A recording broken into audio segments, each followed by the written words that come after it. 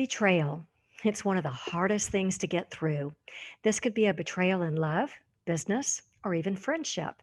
Today, we're talking about forgiveness, and my definition may not be what you expect. And we're also talking about healing after a betrayal and the pact you can make to allow you both to finally move forward. If you've ever wondered how to stop hating yourself if you're the one who caused betrayal, then this episode just might be for you.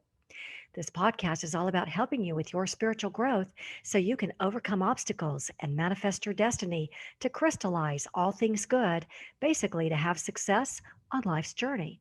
It's all about getting unstuck by unlocking your hidden power. So let's get started.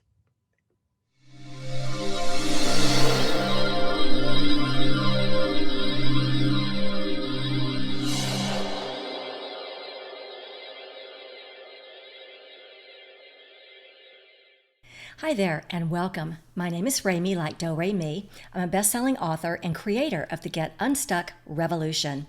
I help extraordinary women just like you dissolve the obstacles in your path so you can bring success to you. Now let's get started with today's video. Okay, let me jump off the screen here and switch to my laptop. I've been getting some questions lately asking me about this topic of cheating and betrayal. Now, I don't normally do episodes specifically about relationships because I don't consider myself a relationship expert by any means, but I do consider that relationships are probably the number one path to spiritual growth. They help us resolve our triggers, and I especially love the definition of a spiritual partnership and how I care more about your spiritual growth than my own selfish needs. So, from that perspective, how relationships help us with our spiritual growth, well, I think we have a healthy topic today. Today's episode is for you if you wonder how to forgive yourself if you've hurt someone, how to get honest about what's happened, and how to pick up the pieces and move on in a healthy way. All right. So, betrayal. It's one of the hardest things to get through. This could be a betrayal in love, in business, or even cheating a friendship. And I've had people ask me, how can I stop hating myself for cheating? Well, let's get straight to the point. First things first, if we're the one who cheated, we want to acknowledge what we've done. We want to acknowledge what we've done. Maybe in our business partnership, we collaborated with the competition, made a huge profit for our own pocket, and now we're feeling the betrayal. In a friendship, maybe we shared a secret that we were sworn to never share with anyone else. And of course, in a love relationship, betrayal can sting like nothing else. Sometimes, with the hurt running so deep, we decide to step out of the game for good and never open up to a relationship again because we feel that we can't be trusted. Or maybe our shame and embarrassment just run too deep to ever forgive ourselves. So, no matter what the situation was, business, friendship, love, no matter what, this is our first step to acknowledge what we've done. This is going to hurt. We can't just be superficial and say, yeah, I did a bad thing or I feel bad. We need to pull this bad thing out of the darkest corners of our mind and really look at it, acknowledge it. We didn't just cheat, we put our wants above someone else's feelings. We completely disregarded them as if they were disposable. We were selfish.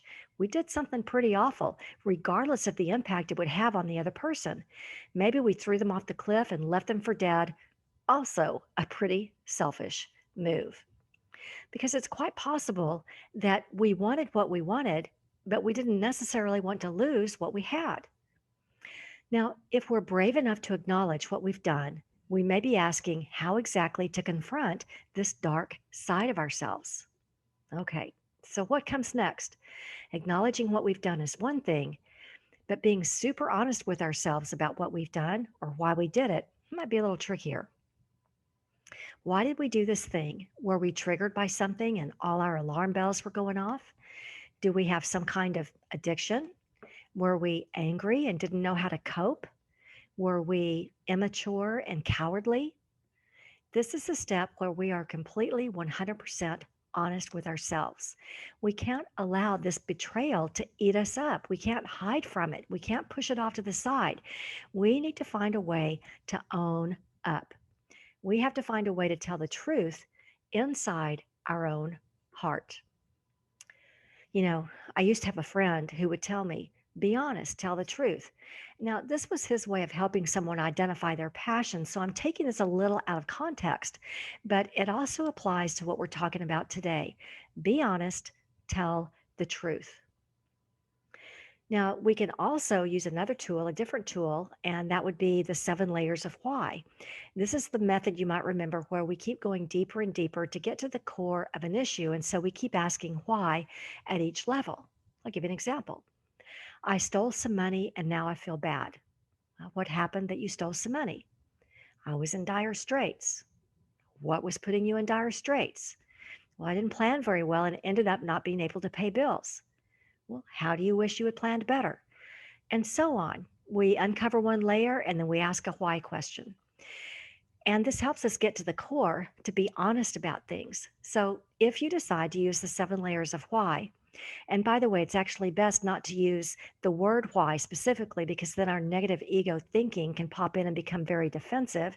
And if this happens, it's more difficult to be honest. I found that it's more useful to simply ask with each layer, what else? Or tell me more, or what's beneath that?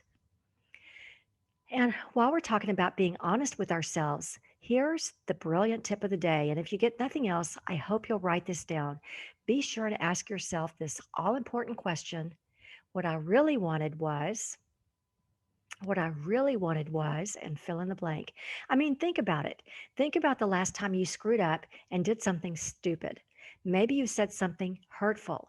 Maybe you betrayed someone. Looking back, what was it that you really wanted?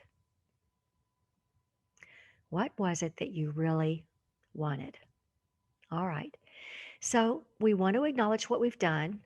Then we get to be brutally honest with ourselves about what we did and why. Everything on the table, all the skeletons out of the dark corners. And then we look at what was it that we really wanted. And then lastly comes that forgiveness step. Now, we know from the Course in Miracles that forgiveness is simply a shift in perspective. Okay, I think I've mentioned this story before, and this is a great example or a great illustration about a shift in perspective. And so hopefully this will add, a new idea or a different way of thinking about things. And this is from a book called True Power by Linda Larson. The book was called True Power by Linda Larson. And here's what she says. In the book, she said, I believe that as souls, we reunite in the space between lifetimes. During this in between time, we are in a place of peace, love, and wisdom. All is in perfect order. We decide with divine intelligence what we're going to accomplish in the next lifetime, how we're going to expand our capacity to love, and what are we going to learn. So here we are, united in this space between lifetimes, these two beautiful souls, unselfishly supportive of each other. And we make agreements with each other to provide what the other soul will need in the next life.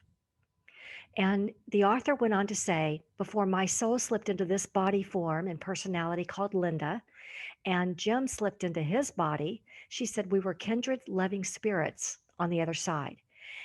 And one day I said to him, in the next lifetime, one of the things I need to learn is forgiveness. And he said, okay, I can help you with that. But how? I asked him, to which he replied, I'll give you something to forgive. You've helped me so many, many times before, so I will do this for you. Oh, wow, I said, you've got the hardest job. I know you love me so much. It will be an extremely painful thing for you to do something that would require forgiveness. You're going to have to be the bad guy. I'll do it though, he said, but please, please promise me one thing. Promise me that when I'm doing that terrible thing, you'll never forget that I love you. Please remember that I'm only doing what I promised I would do. In all of his selflessness and love, I answered him, I promise I will never forget that you love me. And in her book, she goes on to tell her story of domestic violence and betrayal, how she and her husband had made this sacred contract before this lifetime for him to help her with forgiveness. So, my point is sometimes our healing requires a shift in perspective. And just because we've betrayed someone or they've betrayed us, we may have a sacred contract that we both agreed to before we came here. So, for me, maybe this isn't about forgiveness as most of us would define forgiveness. Maybe this is about a shift in perspective that there may have been a sacred contract in place and things have unfolded into betrayal exactly as we scripted them to be. And if that's the case, and we've been carrying shame and embarrassment, maybe now we can let go of that negative ego thinking and those negative emotions and move forward with a new, greater perspective. No forgiveness required, just a shift in perspective that maybe this betrayal was planned and agreed to before we came here. All right. So now we have this betrayal sitting in front of us, and the question becomes, what have we learned? What have we learned about ourselves and this betrayal? We're here in the Earth School for a reason. So, what have we learned? And are we wanting to be a better person? And do we have the willingness to do whatever it takes to become a better person? Because if we don't have the desire to be this better person, and if we don't have the willingness to make things right, well, perhaps we haven't learned anything at all. I'm not trying to be judgmental here. I'm simply saying that until we're willing to say, this is what I've learned about myself, then we may want to circle back to acknowledging what we've done, getting brutally honest with ourselves about why we did what we did and what we really wanted, because hurting someone else was probably not on the agenda. All right. So, what did we learn? This is a pact that we'll want to make with ourselves to really take a look at what we've learned and what it was that we really wanted. Was it to be loved and accepted? Was it to receive compassion? What was it that we really wanted? Take a few minutes to think about that. Okay. Now, one last step that we might want to add in here is to redesign or re engineer our life so that this betrayal or this kind of betrayal doesn't happen again. Because ego's destructive ways interfered with our spiritual growth. Well, maybe it helped it depending on what our viewpoint is, but it was most likely our doubts or our fear of failure that caused the betrayal. What we're doing is deconstructing our life and reconstructing our future toward a more positive outcome. So, with today's episode, my wish is for us to look again at our values, our thoughts, our positive and negative emotions, our behavior, and where we want to go from here. Because if we're hating ourselves for what's happened, if we're ashamed and embarrassed, we need to stop. We need to turn things around to a better and higher perspective in this Earth School. I don't know if you've ever looked at the formula for restorative justice, but it basically has three steps. Restorative justice, it has basically three steps. One is to acknowledge the wrongdoing, no elaboration needed, just admit it. Two is to acknowledge the negative effects. How did the victims feel? Was there permanent damage? And three is for both parties to discuss how to repair the damage. This is what they call restorative justice in the criminal justice system. But it's very similar to what we've talked about today, right? And so, if we're the person who was betrayed, if we were the victim of a crime, for instance, we would have a role in restorative justice as well. We're looking at the positive ways that things can be repaired and what it might take. Would they have to write us 1,000 love letters? Would they have to dance naked in the streets while they play I'm Walking on Sunshine? Would they have to come clean our house and pass a white glove test with a smile on their face? What would it take to repair the damage? Now, just like someone in the restorative justice system, we want to develop some idea of how the damage, how this betrayal that we've experienced can be repaired. So that's our role, as well as the betrayer's role, to find a way to make it better. No excuses, no blame, just how do we move forward? How do we make it better? All right. So, we all need to empower ourselves toward a better future. And my wish is that today's episode opens up the pathway toward that spiritual growth because it's not always just about relationships or just about communication or just about overcoming betrayal and shame and embarrassment. These relationships in our life and the betrayal can help us with our spiritual growth.